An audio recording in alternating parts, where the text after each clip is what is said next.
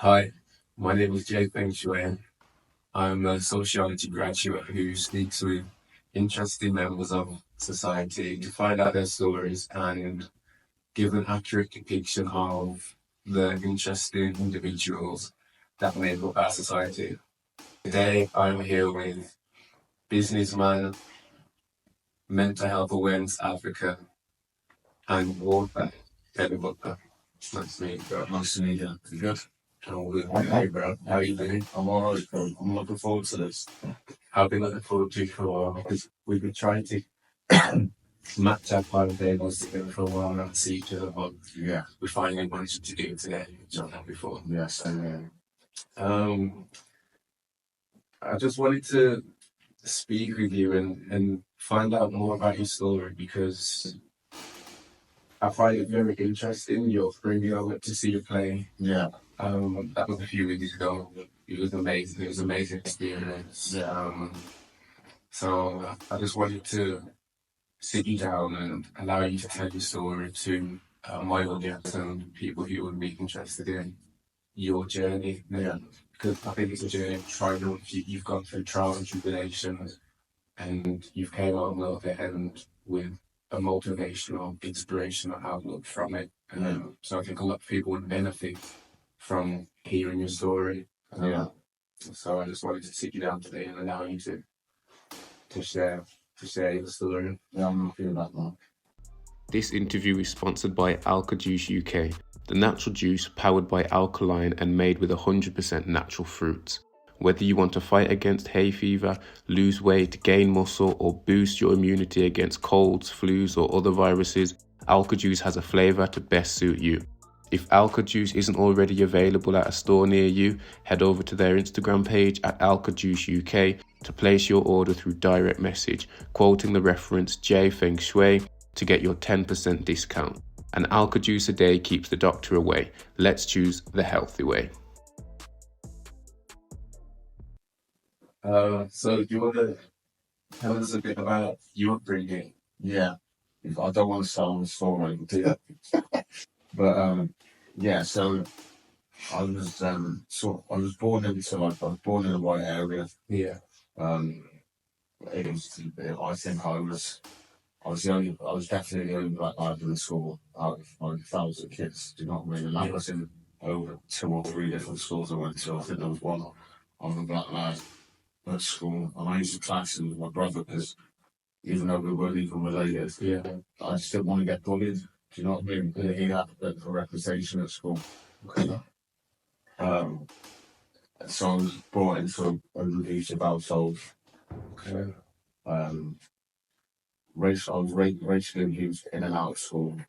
So in school, I was racially abused, beaten up, and then when I finished school, I'd get targeted outside of school and beaten up for being black. And then I'd go home, and then I'd be getting beaten up at home by my mum and her partner, and then sort of that cycle happened for a long time. Again, not wanting to. I want people to find my book. Yeah. We won't speak too much. We'll leave room for the rest of the Yeah. But you mentioned school, elementary school. What areas of school? Can we talking primary school or secondary school? From infant school. I think from infant school. From Holy Cross to Springfield to Greenfields to Weymouth to Millbrace. So those all the different schools that you've been to. Yeah, from infant to secondary. Yeah. When you was experiencing racism in primary school, did you know that you were experiencing racism, or that was just I didn't even know what it was. No. I don't think I knew what it was because of being brought up in a white family. Yeah. I knew I was different, but I didn't know what they were talking about. I just thought there was people saying like there's people now say that it's racism, but for me I just thought it was like Mickey call like say taking the Mickey out of you. You know what I mean? And I suppose it would be like the norm for you because Yeah. you experience it at school and then you go home and you experience it, so you don't know any of that. You know what I mean? So Yeah. So that's where obviously when you see the play you heard about me talking about me becoming like a neo-Nazi. Yeah. So that became the norm for me. So every day I was faced with abuse, either whether it was mental, racism, or physical. That was like an everyday thing from the ages of about 8 up until the racism didn't stop even into my 30s. You know what I mean? So I stuff now. I've been racially abused just the opposite here. This was like 3-4 years ago. So that racism around Shropshire doesn't stop. In terms of like physical abuse, and that was up until I was about 17. Like when I just got out, like so I went on remand. Talk about jail. I was on remand in jail with Stokey when I was 16, and then I was on tag before I was sentenced. So I come back, and then the abuse still was happening around then as well. When I got out. You mentioned going to jail. You mentioned being a fan. You obviously have your up with the law. Just to try it up with childhood. When you was experiencing these factors of bullying, because essentially that's what it was. And discrimination. Would you say that it was affecting your performance in school? Would you misbehaving more, or? I think that from what I can remember at primary school, I was doing all right with my exams up until a certain age, and I think I was in like year 5, year 6. And then I just become sort of disengaged from that age. Do you remember if anything specifically happened to make you tapped or disengaged, or just the abuse that I was getting? I think it become a bit too. It obviously was affecting me without me knowing it was affecting me. So I just become disengaged at school. Wasn't really interested in. I used to love going. But then I just become. It's in school classes. Me and a few lads. I can remember what we used to do. We used to make weapons trying to kill our teachers and that. So like we used to like get compasses and the tractors wrap around the tape, find like sharp blades and stuff, and then we'll put them in our little pull-out drawers with your name on. So I used to put all all the weapons that we made down, and we just used to talk about how we're going to kill our teachers and that. So that surprised me, because that was going to be my next question. That's leading up to your experiences as a drinker. Horrible. That's not nice. Nothing top of life, by the way. So I was leading up to ask you, when you was experiencing hardships in school from your peers, I was going to ask, were the teachers receptive to your reporting of the situations, or were the teachers contributing to the discrimination and the racism? But you've answered it, because if you and your friends were plotting to assassinate the teachers. It's not good when you think about it like that when you're like 9 or 10 and you're plotting to like assassinate your teachers and all that. But like we used to make plans like A4 sheets and how we were going to do it. Obviously, it never happened, so it's so easy that. And that's in primary school. That's in primary, and then secondary school. I was never racially abused by a teacher. But I definitely was sort of discriminated against, because I was expelled from one of the schools, my secondary school. There was a couple of incidences, but the one incident that happened didn't merit me getting expelled. And she didn't expel me, she asked me to leave the school. Before she expelled you? Yeah. So we moved, obviously, went to the other secondary school. But it was trivial. It was like the book, the Kama Sutra book. So we all went to like Warstones. There's a encourage. So we went swimming, and then we would go to Warstones. And I was showing all the lads like the Kama Sutra book, and I got reported, and I got asked to leave school. That's quite extreme. Very extreme. What year was you? Yeah, no. Okay. I don't want to keep going back to primary school. I think I'll make this my last question in regards to primary school.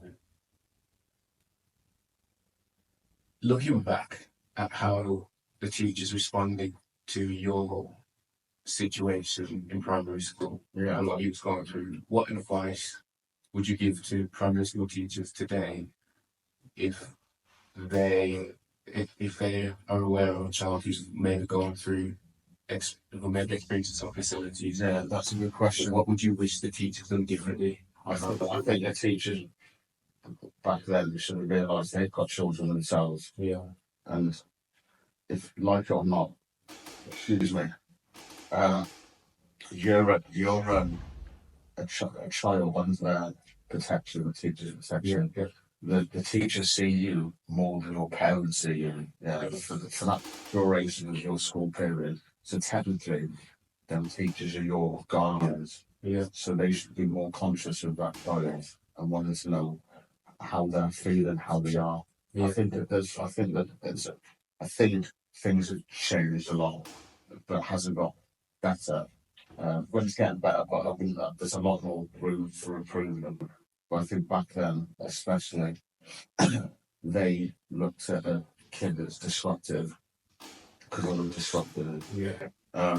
With good reason. Yeah. And we disrupted. So I was shocked and waiting when it was D11. Yeah. Which is the class of kids that are disruptive, but they stuck all of us into one classroom. Primary school, you just get sent out and you just stand in the corridor, and you could be there for an hour or two. You know what I mean? Until the lesson's finished. Yeah. Do you know what I mean? So, okay, so I think that's a good piece of advice to all teachers and aspiring teachers. Treat young children as if they are your own children. And so don't prioritize a paycheck. Yeah. Because at the end of the day, you spend more time, like I said, with that child than their own parents. Yeah. So you play a crucial role in shaping who that child and what that child develops into. Exactly. And it's, like, young people, they look up to those. A lot of them look up to their teachers. And if you've got a teacher that, like, I never used to go to school, especially in my secondary school, I was in kind of 32% of my regulatory achievement attendance. That's low. That's post concert. Yeah, so 32%. But the only lesson that I went to, wherever if I went out to smoke weed all day, then I'll come back because I used to shop weed and that. If I come back. What age? 12. But then I did, when I was 12, I did my first, I did ecstasy before I did weed. Yeah, I took 4 pills. How did you have access to these? Without incriminating yourself or I don't give a part, man. He's in jail anyway, as well. For that play that in the Nazi. Okay, yeah, well, yes. Skin's tattoos called Rag, Scottish bloke. Yes. He used to inject like heroin, he used to inject cocaine in the sea, so we'd water it down and he used to inject it. But we used to go around to the yard and smoke weed and take pills and he sniffed coke and all. He used to live in your neighborhood then? Yeah. He lived like about 5 minutes away. If you were exposed to certain substances and individuals that were living the most conducive life to positivity, the most healthy life, like that girl you mentioned who used to inject drugs. If you was around these individuals and experiences from as early as 11, 12, when you mentioned using year 9 and you got excluded for showing them the book on the school trip, we may imagine that it's a drastic reaction, you get expelled for showing someone something in the book, but were there events leading up to the book situation that actually got you? I can't really remember. I can't remember. I don't know whether you were up in the school, but remember the old school window where you have to put it down? Yeah. Well, I remember like smashing the ceiling up Purposely. with my name within the so so there was that occasion. The other occasions I can't really remember because it wasn't that short. Yeah. But I turned up to all lessons when I was a baby. I was there in classroom. There might have been a few lessons where I didn't turn up. But I wasn't smoking or drinking at school. Yeah. I wasn't I wasn't really sort of mixing with the lads that were getting, the lads or girls that were getting into a lot of trouble. Okay.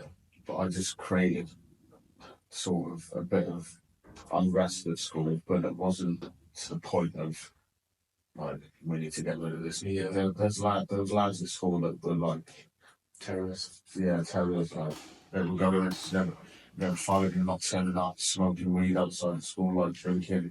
Do you know what I mean? Sleeping with other girls in the toilets and all that.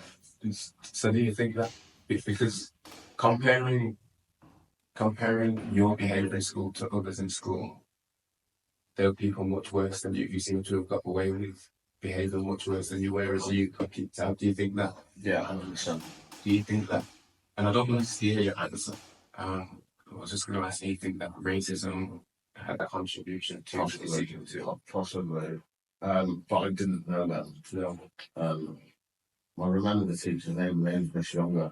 Yeah. She was the one that asked to leave. My mum had come in and said, I never was on report. I think I was on report once of waiting in 2 years.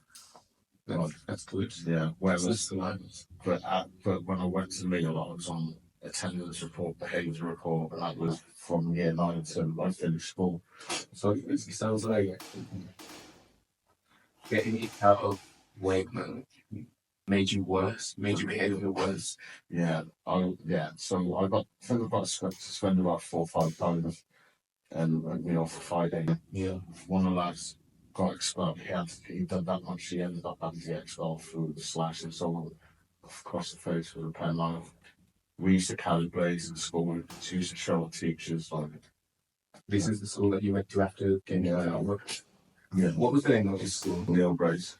Is Millbrace a school for children? No. It's Main Street. Yeah. In Shropshire. Yeah. Mainstream school. Yeah, team school. This is what I mean. When people think of Shropshire, yeah, they think, oh, it's quiet there. Yeah. But look, one of my mates got murdered three and a half weeks ago, and 2 of them, one of my close mates got stabbed, not last week, the week before, and then another friend, he got stabbed 4 or 5 days ago. That's in Shrewsbury. So 1 murder, 2 stabbings in like less than 3 weeks. 3 years. Sorry to hear about your friend, bro. No, sorry, but this is what I mean when people don't realise this is like this. The knife fighting and bringing knives into schools and shit like that. That happened. That was we were doing that years ago. Yeah. You know, I bring it in. I only got to start bringing in my knife to school to cut resin up. Okay. Yeah, can remember when you had a block of resin, Yeah. so you used to burn it to like break it off. Yeah. That was the first reason why but then I realised I've got something with me. Yeah. It's like trusty. And I got that to exist or something. That was it. Yeah. Okay, that was going to be my next question. I was going to ask why did you really need to bring something like that to school? Yeah, that was the reason why. It was for use of drugs. Yeah, but then it became the use for weaponry as well at the same time.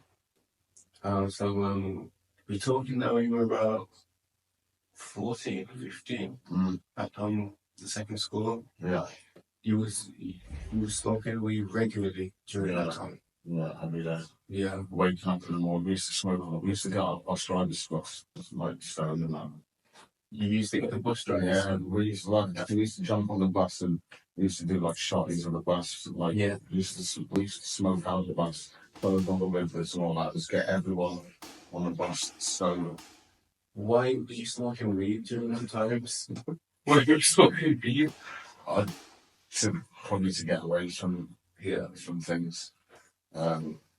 You were still you were still the only you were still the minority. Yeah, on the old brace, there was one mixed race lad, and it's just so there was three of us out of like 7,000.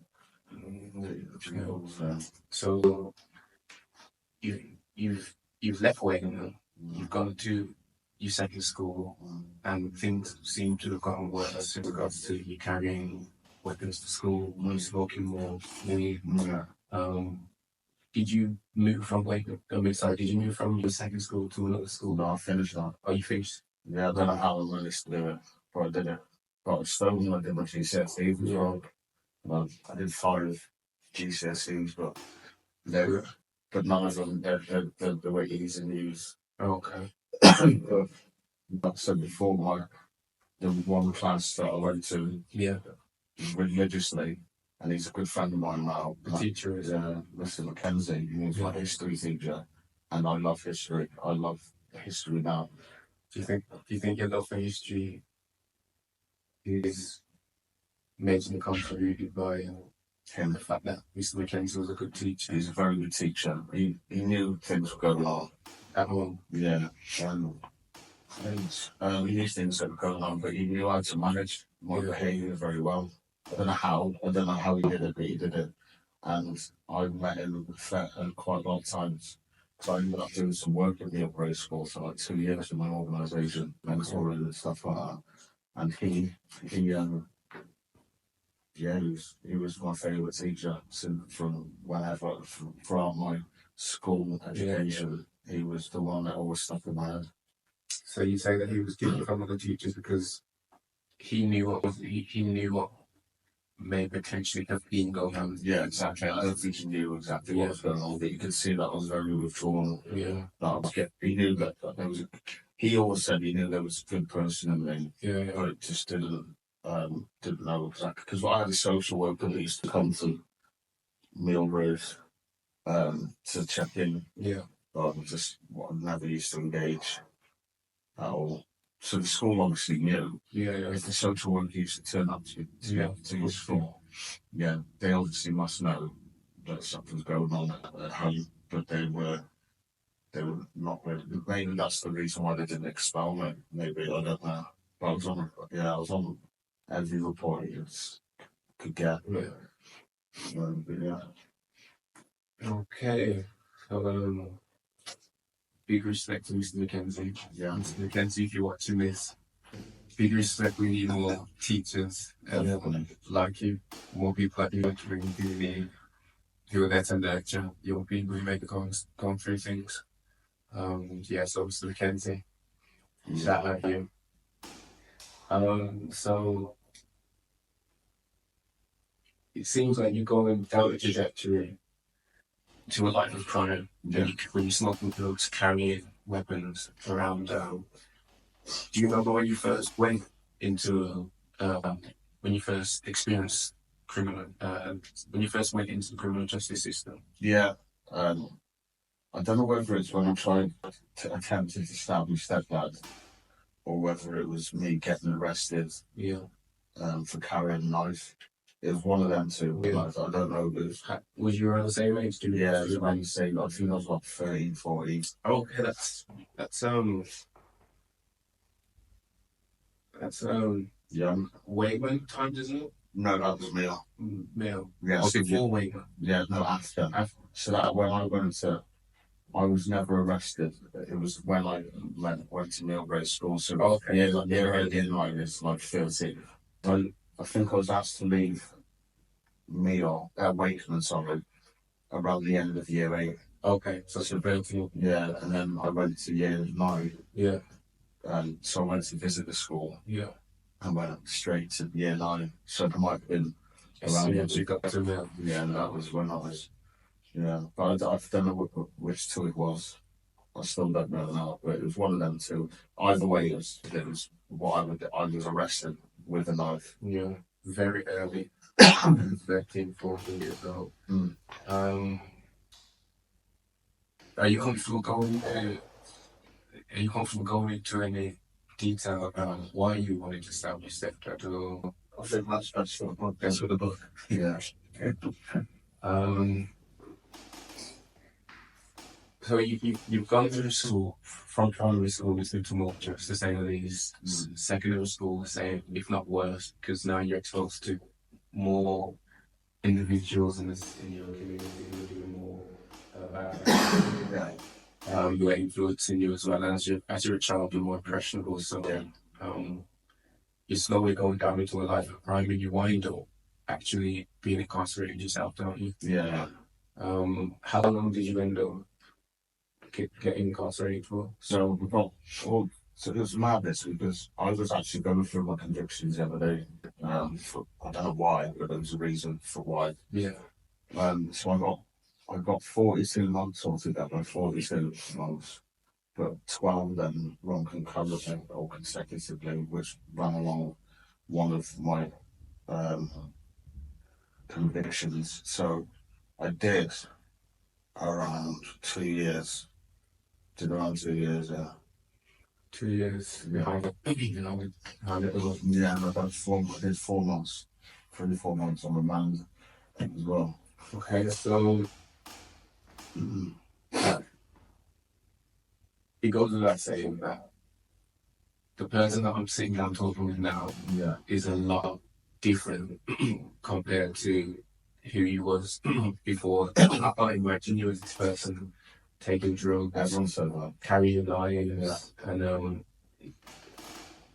trying to assassinate your teachers, and even and even doing a lot of the things that you mentioned in your past that are in the book, and you go into detail about in the book. I can't imagine you doing these things. So I imagine going to jail and changed you or helped you in some way developing to this person who you are now. It definitely, I benefited from prison on a lot of different ways. So, a very positive level was I learned about like heritage and culture. And unfortunately, that's because a lot of young black people were incarcerated. Yeah. So, there was a pro and con of that situation. And I still am now from the day I was in prison. Still am close to 3 of them lads, and they're all gang members or ex-gang members. That you was incarcerated. I was incarcerated, but they were obviously I wasn't their co-leaders, they were in separate things. Yeah. But I'm still close with them now to this day. We speak on video calls or WhatsApp. One's incarcerated, unfortunately, now for like 10 years. Yeah. But I learned a lot from them, and then I did my education properly then. Good. And I did psychology.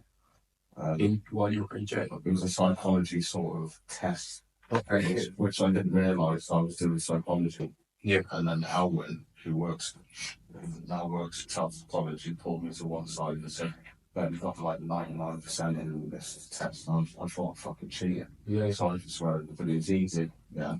I thought I cheated because it was that easy. And he just told me it's a psychology sort of test and you score like 99%. Why don't you look into it? So I wasn't interested. I was still 16 and not really interested, 17 or whatever.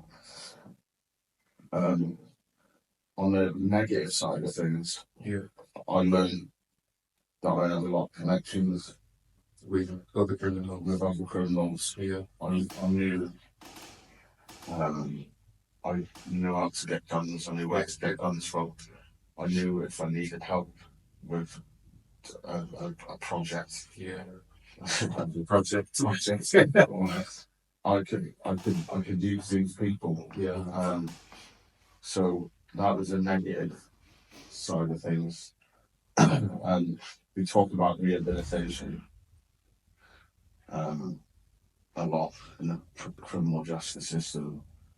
I had to rehabilitate myself really, but I came back out, and again, like I say, everything's in my book, so I was going to turn my life around because there's a lot more work, lot more work to have been done. I was lucky to have not. I was still on two major charges when I was in prison as well. That was waiting to be sentenced for. Yeah, two big ones, which I probably would have got at least another 7, 8, or 9 years on top of that. But They got dropped. good, yeah. Yeah. Do you think that when you're in jail and you complete these courses, do you think that helped towards the cases being dropped? Right. No. Again, it's in the book, but it's there for people to figure out how they got dropped, but they got dropped. Okay. That's interesting. Yeah, but they got dropped, and I come out, and then as years went by, I obviously wanted to mentor young people. Yeah. And sort of give them a platform and sort of guide them into a positive way of life instead of me just sort of the way I went. I wanted to help them, and that's been my passion. It was really my passion when I left the doors of the gates of St. Keys. Yeah. I was like, I think in my head, I wanted to help young people. From that moment, I left St. Keys, but I had to go through a lot more sort of self-development struggles and find myself before that could happen. I want to talk more about the work that you do presently and your organisation. Yeah. My last question on prison is, I think the viewers will want to know, what is some of the craziest things that you saw or witnessed or were shocked by when you were... I don't think I was really shocked. Well, I don't think I was really shocked about it. You become desensitised to an awful lot anyway, especially when it's surrounded by violence. Yeah. All the time. You don't... Violence was a norm in prison. People get stabbed. There was talk of people getting raped in prison by lads and all that. There was definitely education teachers that had a liking to some prisoners. Like, again, I mentioned really too much about that.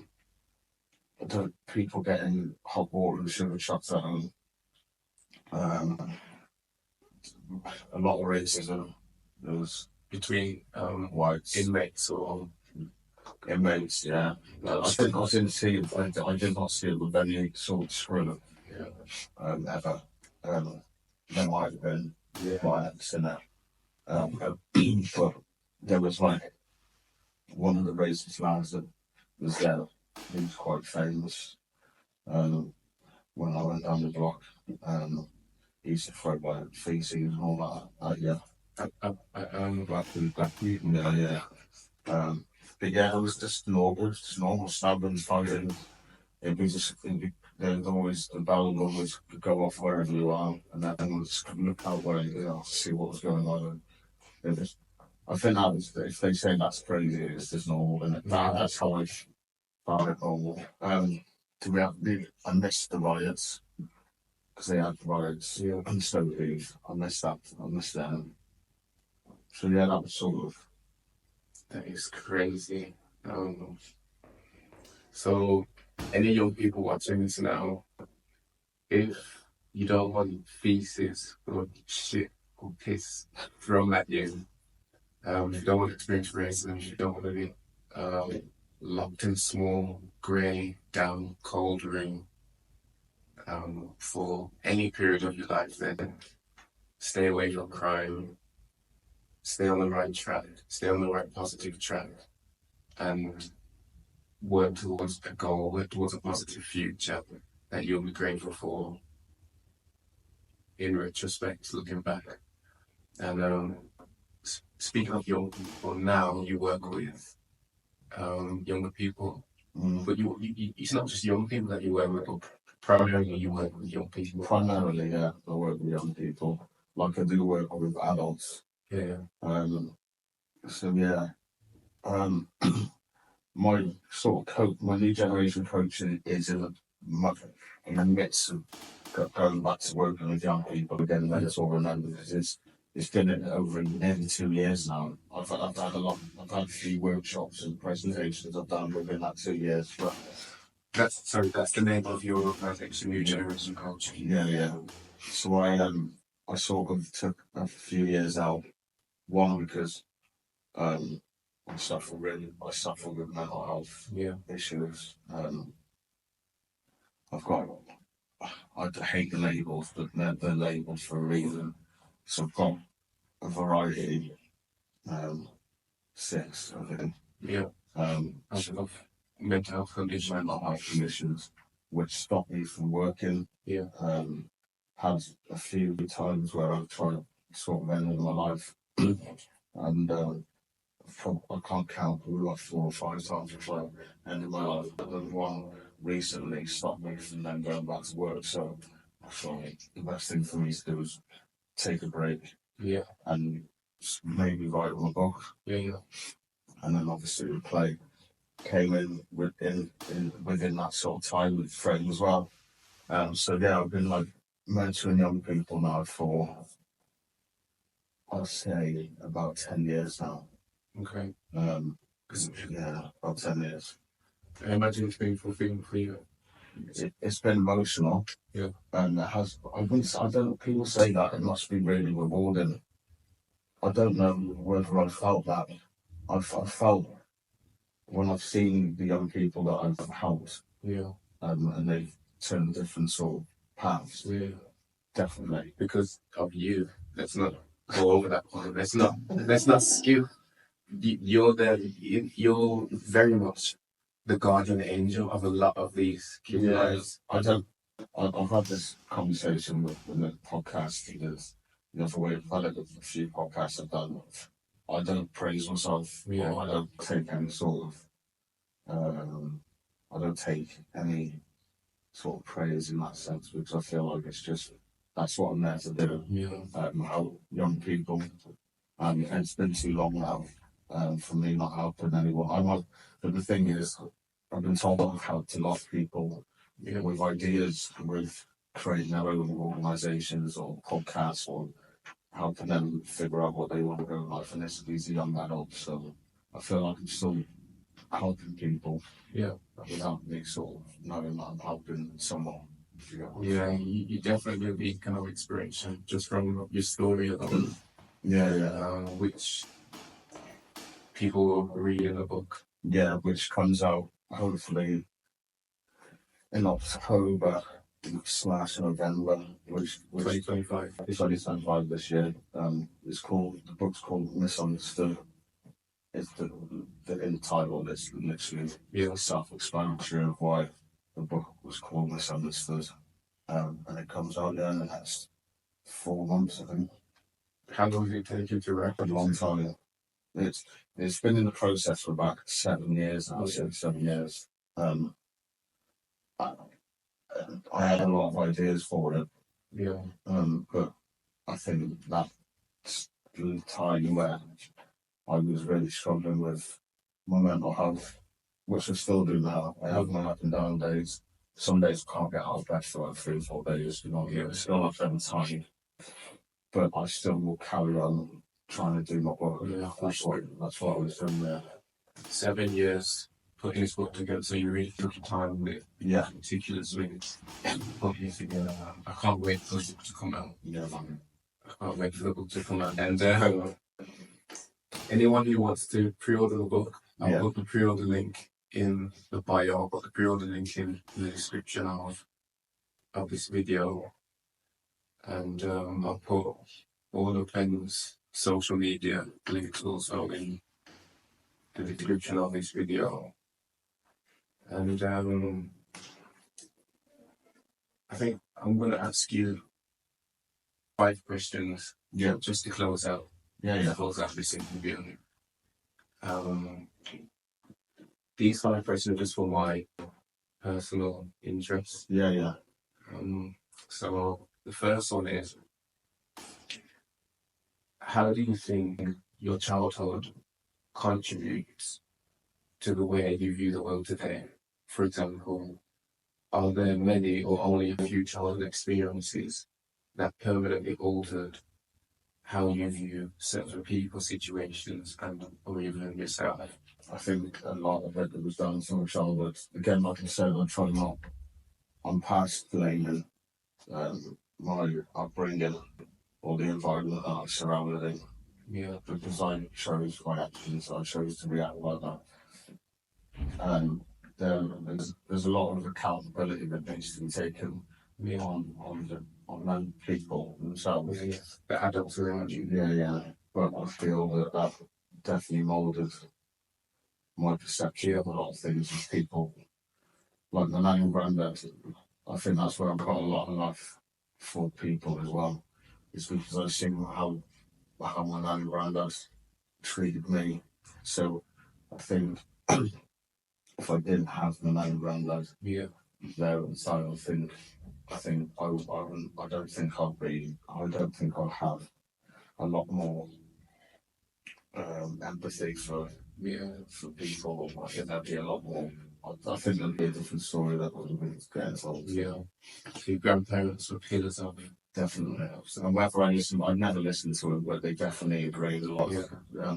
A lot of their principles with me.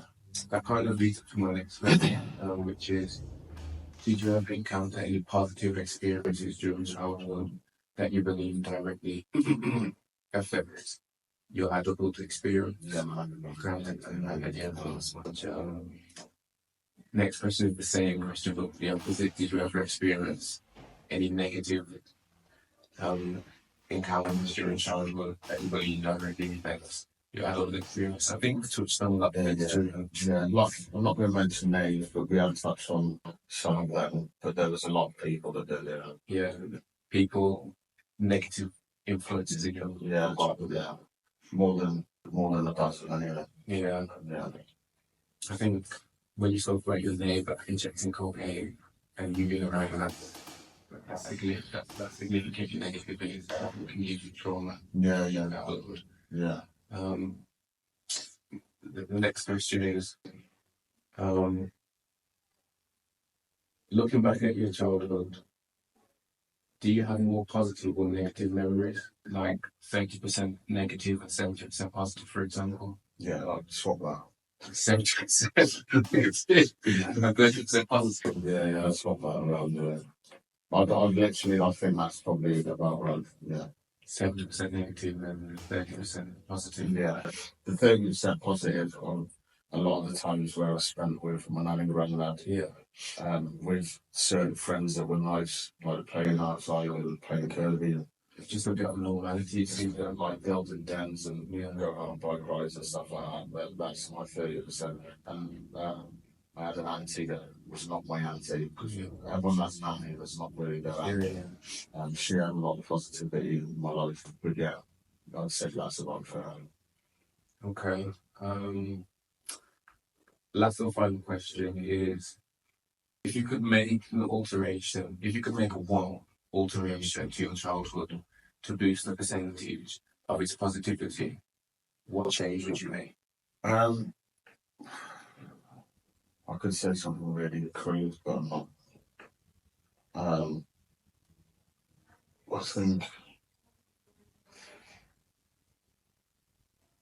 I think maybe one change. I think the abuse that my mum and stepdad sort of on me and themselves as well, because they abused each other. So I think if that sort of changed, it would mean that I would then probably have more of a, even though I was suffering in school as well, with the racial abuse and that, I think it would have made my sort of life much more easier. Yeah, so I'd say that. Okay, so speaking to you has been interesting. Knowing your story, allowing you to tell parts of your story is super interesting. I can't wait for the book to come out. Thank you. And the movie eventually. I am speaking. I am sort of tortured a few people. It's sort of very much like just conversations at the moment, but it will happen. I think once the book comes out, then there'll be a lot more sort of actions. Documentary to follow the book would be a good shout. Yeah, I think so. I think that's the plan. Okay, so like we said, Ben's socials are in the description. A link to your organisation. What's the name of your organisation again? New Generation Coaching. New Generation Coaching. All of Ben's information will be in the description below, and your book is coming out October, November. It'll be like the end of October.